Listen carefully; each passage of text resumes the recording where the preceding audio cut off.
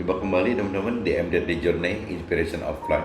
Pagi ini saya mau coba sharingkan Tuhan dapat tunda eh, rencana pengembangan usaha 3 bulan sebelum COVID gitu. Saat itu kita sama sekali belum mengenal, belum menyangka bahwa COVID itu akan menjadi pandemi sampai mendadak. Waktu itu 3 bulan yang lalu, 3-4 bulan yang lalu, sampai diributkan, sampai ada lockdown yang tidak disetujui pemerintah dengan istilah lockdown sehingga dirubah menjadi PSBB gitu. Nah ini Tuhan bisa tahu gitu bahwa bakal ada seperti ini sehingga uh, rencana pengembangan usaha itu ditunda gitu. Nah ini terkait dengan Yesaya yang saya baca di kitab Yesaya 41 8 sampai 14. Jadi di kitab Yesaya pasal 41 ayatnya 8 sampai 14. Coba kita lihat bersama ya, coba ceritanya bagaimana gitu.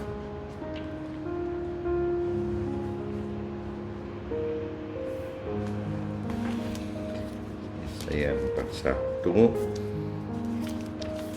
Coba teman-teman juga kalau yang kebenaran ada kitab gitu, coba kita lihat bareng-bareng supaya bisa ada pengertian bersama gitu. Yesaya 41 pasal 41 ayatnya ayat yang ke-8 sampai 14 gitu. Nah, di sini dikatakan bahwa tetapi engkau hambaku, nah ini mungkin Tuhan kan yang katakan ke kita gitu, yang telah kupilih. Jadi Tuhan memang sudah memilih kita gitu. Jadi hai, tetapi engkau hambaku ya, yang telah kupilih, yang dikasihi Tuhan, engkau telah kuambil dari ujung-ujung bumi dan yang telah kupanggil dari penjuru-penjurunya. Aku berkata kepadamu, engkau hambaku, aku telah memilih engkau dan tidak menolak engkau. Jadi teman-teman harus sadar bahwa Tuhan itu sudah memilih kita gitu. Jadi jangan sampai ada teman-teman berasa bahwa Tuhan pilih kita enggak ya? Tuhan nanti tolak kita enggak? Nah firman ini kan lebih menegaskan gitu bahwa ya engkau yang telah kuambil dari ujung-ujung bumi. Jadi Tuhan tahu gitu, Tuhan yang ambil kita dari ujung-ujung dari manapun juga dan yang telah Tuhan panggil dari penjuru-penjurunya gitu. Jadi Tuhan mencari dari mana-mana kan, di seantero bumi gitu. Tuhan mencari kita, dan Tuhan berkata, engkau adalah hambaku, umatku gitu. Aku telah memilih engkau dan tidak menolak engkau. Nah ini jadi jangan ada alasan lagi bagi teman-teman bahwa aduh terlalu jijik untuk dekat Tuhan, belum waktunya dekat Tuhan, masih terlalu muda, masih butuh banget. Tidak seperti itu gitu. Jadi kalau memang yang mendengar sharing pagi ini, ya benarnya itu sudah waktunya. Tidak ada barang yang kebetulan di dalam Tuhan gitu. Jadi waktu Anda dengar, teman-teman dengar sharing saya gitu, baik yang muda, yang masih di bawah remaja, dewasa, yang sudah bapak-bapak, kakek-kakek, ibu-ibu, nenek-nenek gitu. Semua itu yang mendengar sharing otomatis tidak punya alasan lagi bahwa ini bukan hanya ya kebetulan mendengar gitu. Semua di dalam Tuhan itu tidak ada barang yang kebetulan. Jadi kalau memang teman-teman mendengar ini, teman-teman jangan berkecil hati gitu bahwa memang Tuhan sudah memilih teman-teman, dan juga jangan ada dugaan bahwa Tuhan menolak teman-teman. Itu tidak. Di dalam firman ini kan jelas tidak ada katakan seperti itu gitu.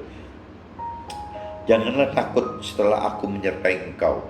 Janganlah bimbang sebab aku ini Allahmu. Aku akan meneguhkan, bahkan akan menolong engkau. Aku akan memegang engkau dengan tanganku, dengan tangan kananku yang membawa kemenangan.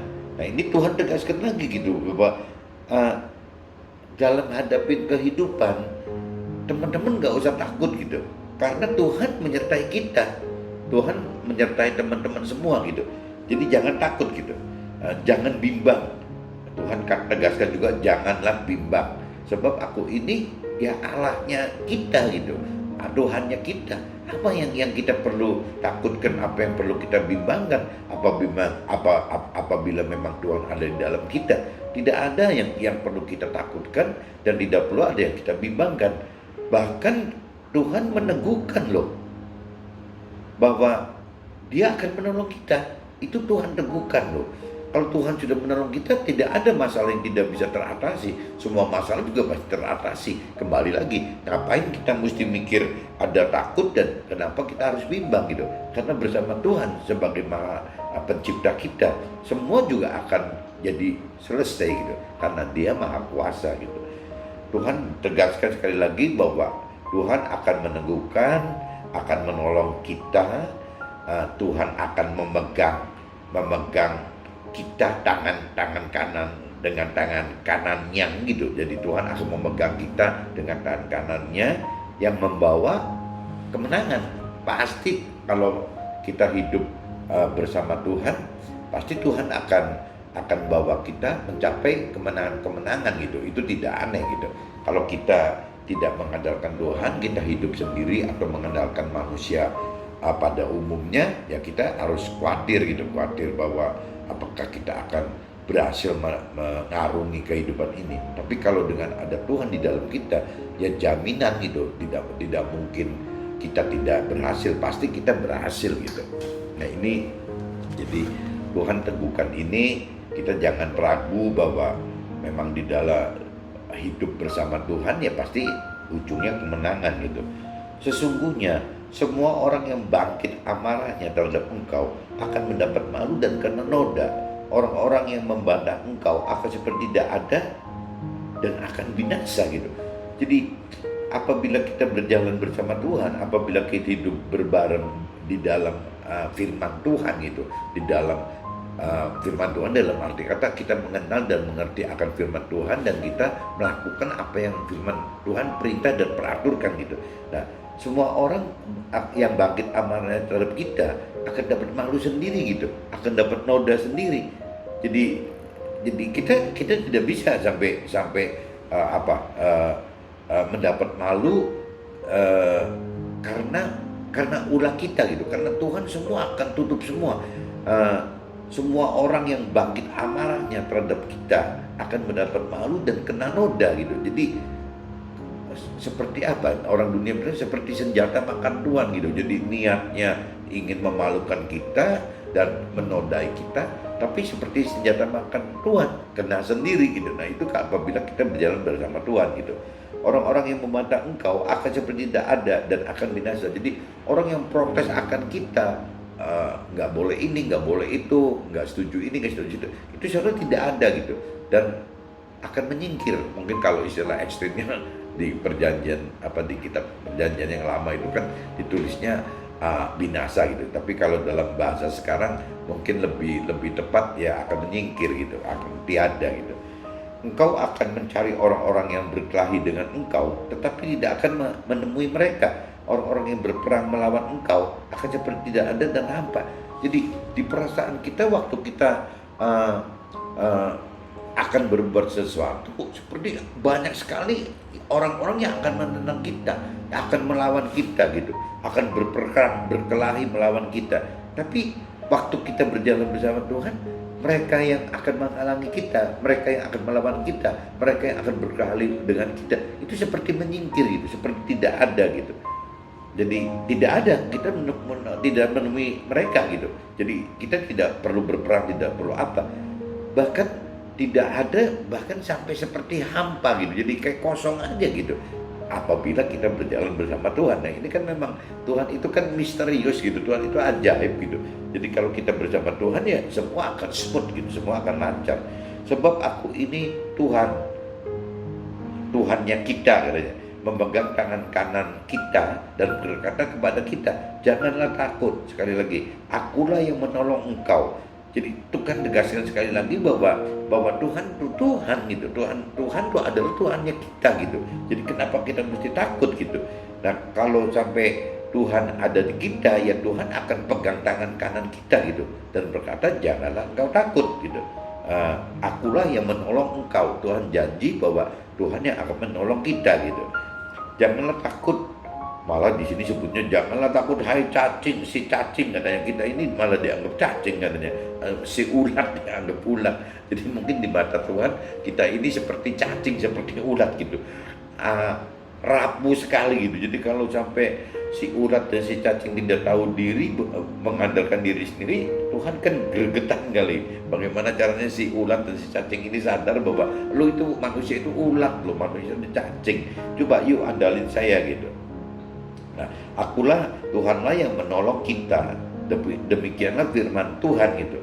Yang menebus kita ialah yang maha kudus gitu, yang maha kudus, yang di atas gitu, bahwa Tuhan kita adalah maha kudus yang menebus kita. Jadi biar kita si ulat dan si cacing ini, kalau kita bersama dengan Tuhan, karena Tuhan sudah tolong, Tuhan sudah jaga, Tuhan sudah tebus, ya kita jadi punya power gitu, meskipun aslinya kita ini cacing dan ulat gitu. Firman Tuhan katakan seperti itu.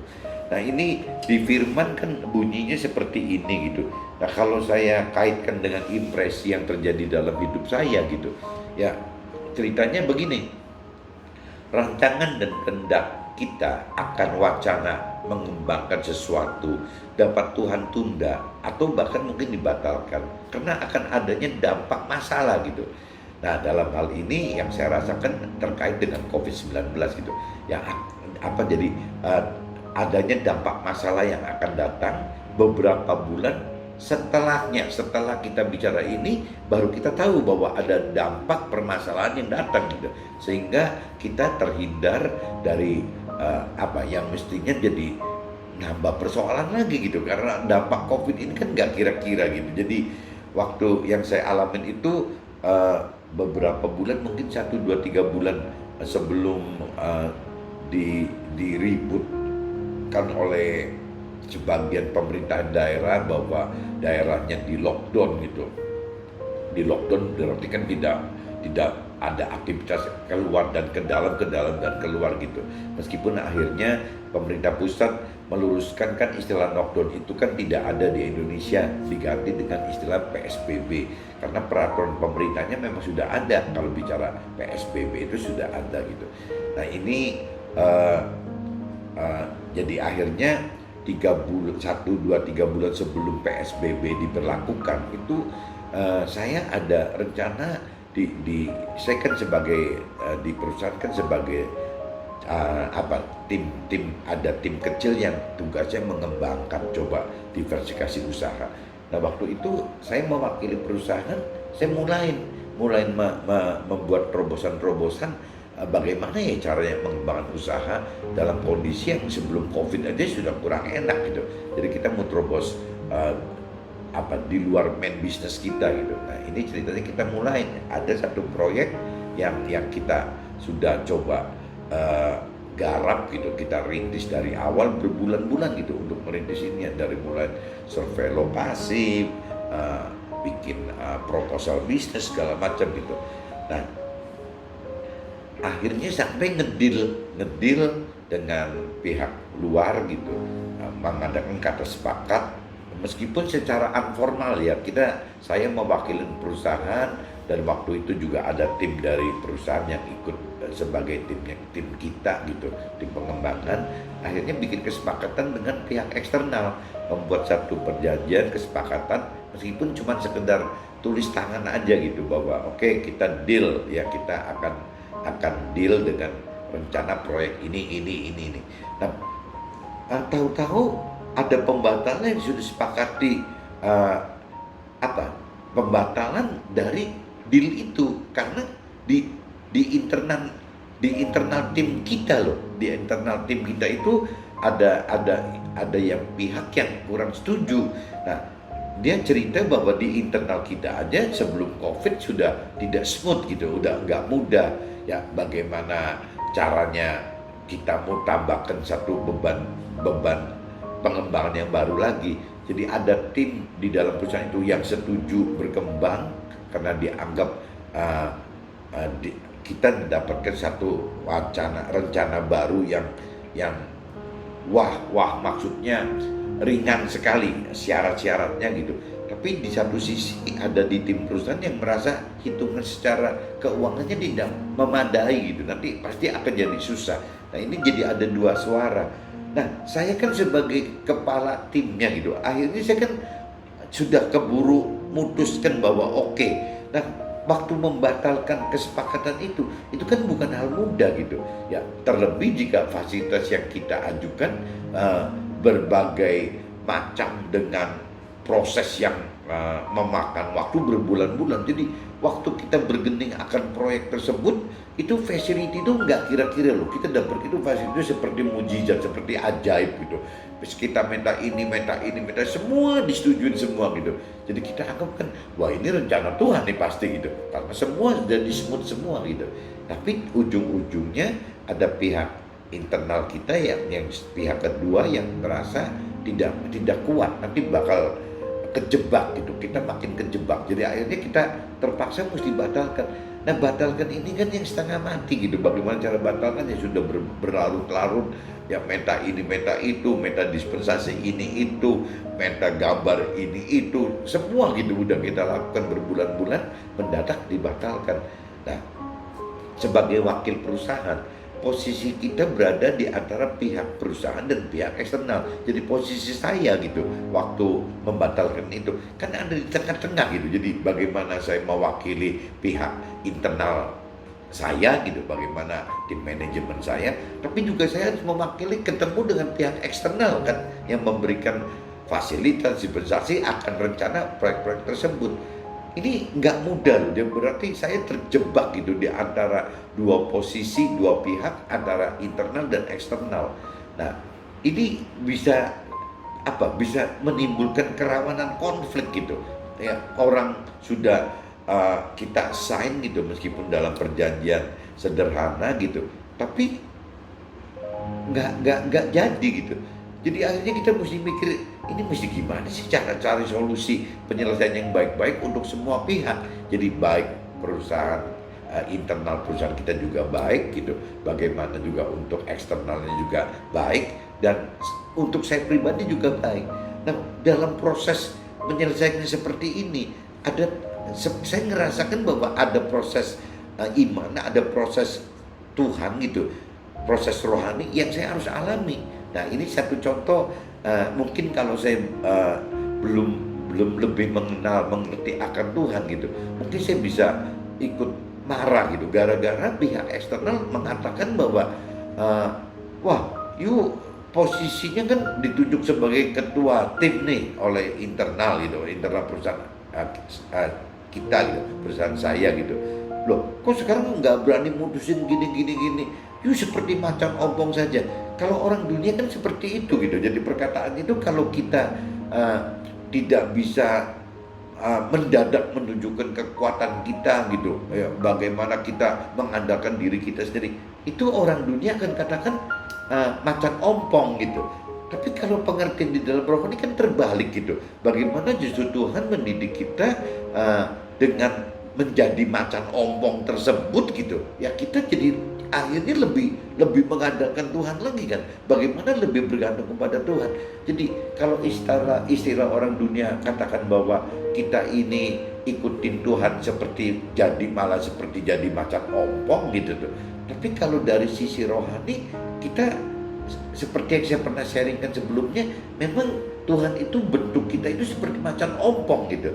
Maksudnya kalau saya konversikan dalam perumpamaan seperti sarung tangan yang isinya tangannya Tuhan gitu.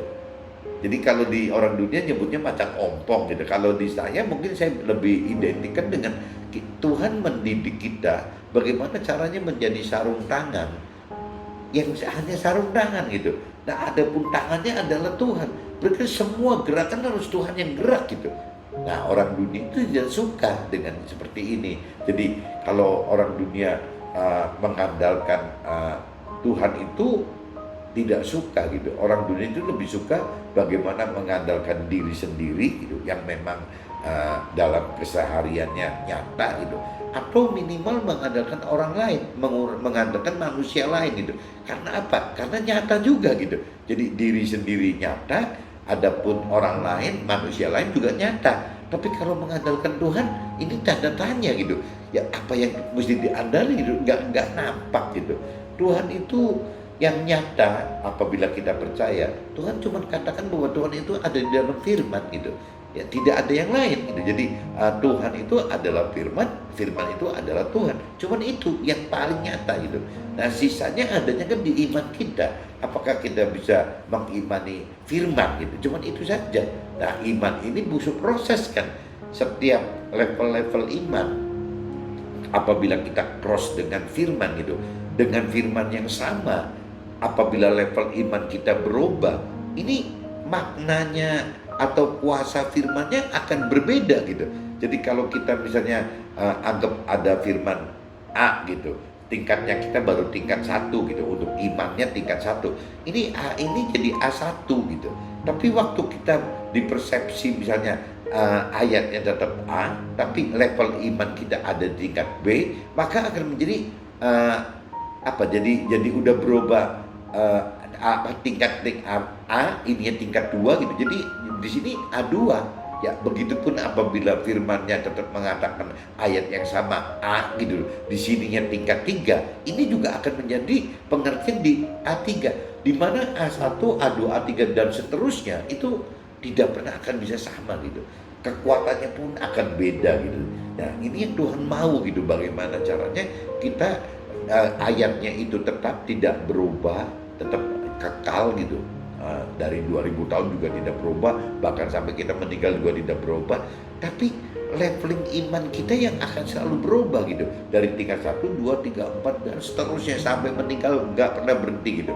Nah konversi iman ini yang akan menyebabkan pengenalan, pengertian dan kuasa firman itu berbeda, karena level ini berbeda gitu. Nah Tuhan pengen kita Uber ini bagaimana untuk meningkat sampai levelnya tertinggi gitu, sehingga fungsi firman itu akan jauh lebih maksimal lagi. Ini pengennya Tuhan, tapi kitanya kan kadang-kadang setengah mati gitu. Untuk Uber itu kan keburu males, kadang-kadang depresi, kadang-kadang udah males tunggu waktu gitu. Nah ini yang kita mesti koreksi diri lah, bahwa Tuhan rencananya seperti itu, tinggal kitanya bagaimana cara untuk mencapai itu gitu. Apabila kita andalkan Tuhan dari awal, maka Tuhan nyatakan akan sertai dan teguhkan serta menolong menghadapi pihak internal dan eksternal sampai capai kesepakatan gitu. Jadi memang ini mungkin masalahnya kalau bicara pembatalan ini kan hanya terkait tanda jadi. Tanda jadi mungkin nggak terlalu besar, cuma ratusan juta gitu. Sedangkan proyeknya mungkin miliar, puluh miliar gitu.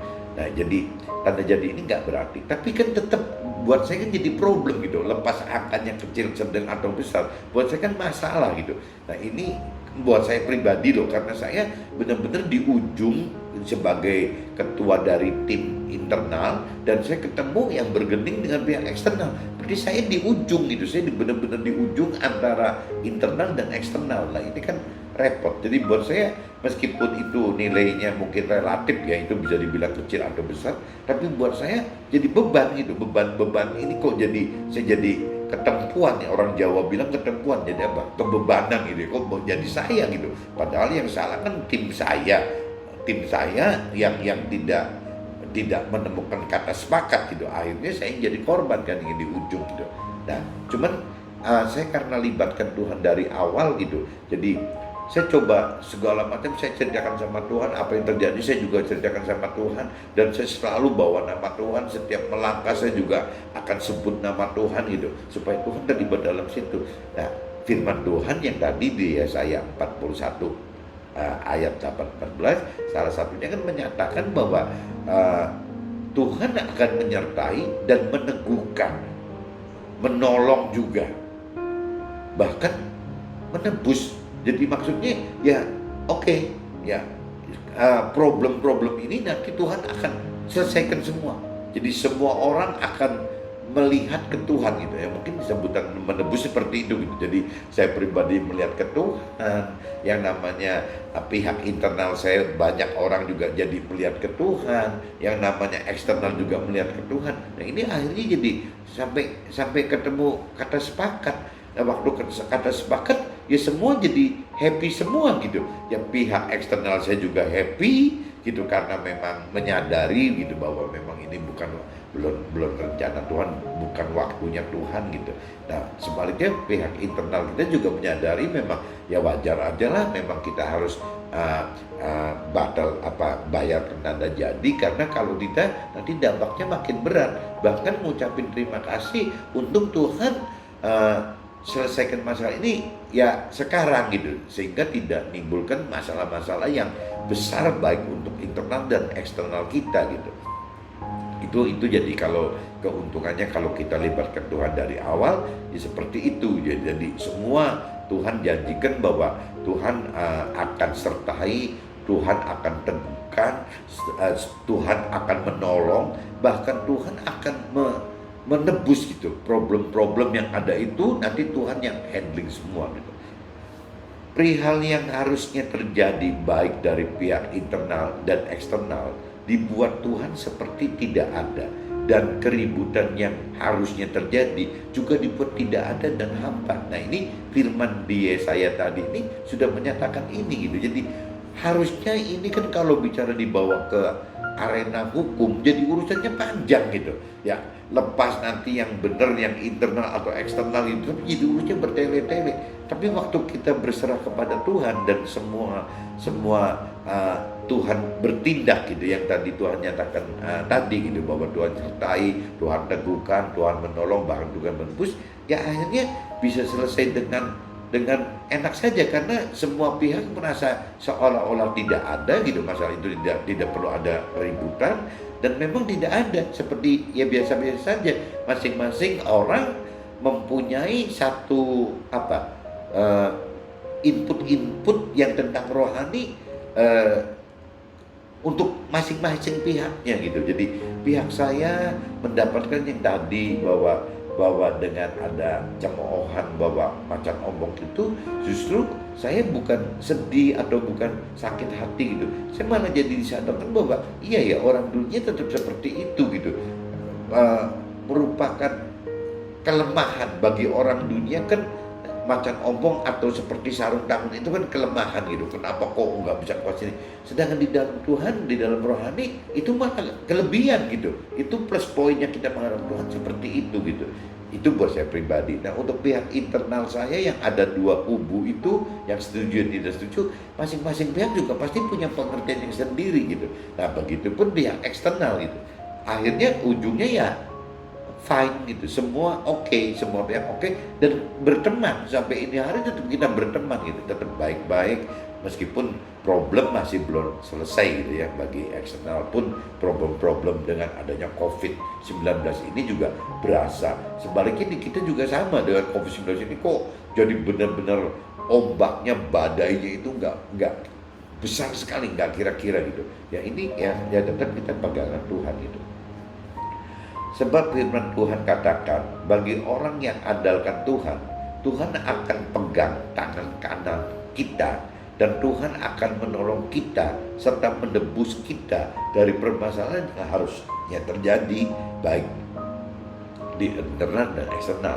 Jadi kesimpulannya seperti itu teman-teman, bahwa ya apabila kita mengandalkan Tuhan, ya permasalahan yang harus terjadi itu ya akhirnya bisa terhindarkan gitu ya, karena memang Tuhan ya yang tadi dikatakan, Tuhan ya menolong gitu ya, Tuhan pegang kita, tangan kanan kita, Tuhan yang menolong kita, Tuhan yang menebus kita sekaligus. Sehingga kalaupun saat itu pihak saya pribadi sebagai ketua tim internal dan pihak tim yang setuju, atau pihak internal tim yang setuju, atau pihak tim internal yang tidak setuju, dan pihak eksternal, itu kan kalau kita uraikan jadi ada 4 pihak gitu.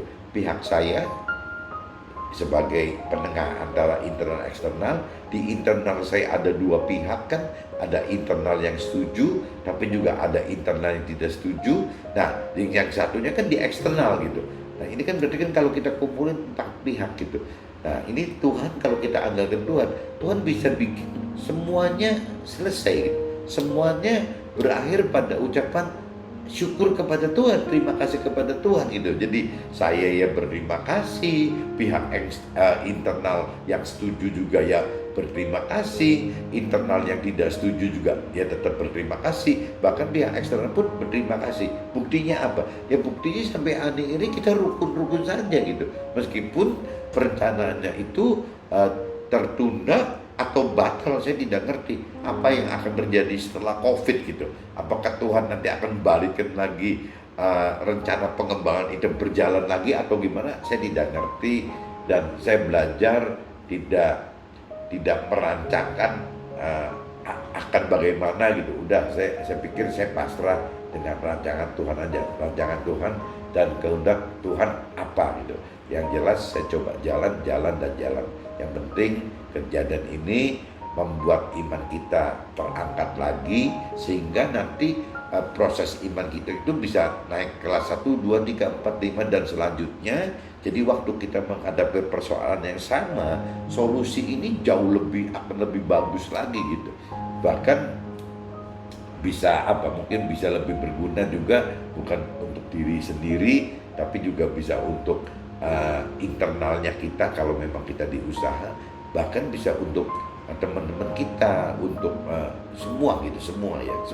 Dan kalau zaman sekarang adanya media sosial dengan vlognya YouTube, ini juga harusnya sangat membantu pengembangan berita kebenaran, kesaksian akan kebenaran Tuhan gitu, bisa jauh lebih cepat spreading kemana-mana, sehingga bisa menjadi satu input, satu alat gitu ya untuk kebaikan kebenaran teman-teman yang lain. Oke teman-teman, mungkin pagi ini saya cerita seperti ini, mudah-mudahan kesaksian ini bisa ditangkap maknanya dan ada gunanya. Dan kalau memang ada gunanya, coba teman-teman sharingkan lagi ke teman lain supaya bisa menjadi berkat gitu. Oke, see you teman-teman, bye-bye.